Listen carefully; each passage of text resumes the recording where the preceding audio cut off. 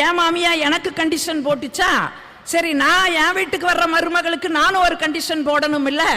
அவ வந்ததையும் சொன்னாம்மா, இந்த வீட்டுக்குன்னு சில பாரம்பரியங்கள் இருக்குதம்மா. இந்த வீடு ஜனநாயக வீடு, 4 ஜன்னல் கம்பிகளுக்கு இடையே நடந்து கொண்டு இருக்கக்கூடிய அரசாங்கம்.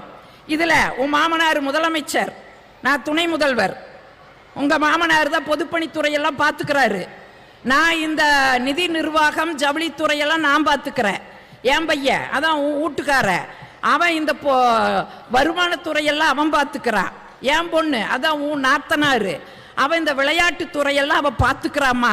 இந்த வீட்டில் 2 துறை காலியா இருக்குது, அதை உனக்கு கொடுக்கிற. ஒன்று உணவுத்துறை, இன்னொன்று சுகாதாரத்துறைன்னு சொன்னேன். என் மருமக ஒரே வார்த்தையில என்னை அடிச்சா பாருங்க, அத்தை எனக்கு எதுக்குங்க அத்தை இத்தாம் பெரிய பொறுப்புகள் எல்லாம், எல்லா பொறுப்புகளையும் நீங்களே பாருங்கத்த, நான் எதிர்கட்சி தலைவரா மட்டும் இருந்துக்கிறத்தேன்ட்டா. ஏன் அப்பப்ப பேக்க தூக்கிட்டு ஓடிடுவா. நான் இங்க பேச வர்றேன்னா பேக்க தூக்கிட்டு அவ அம்மா வீட்டுக்கு போயிடுவா.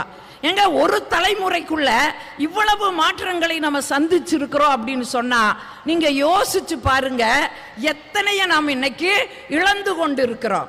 நீங்க இன்னைக்கு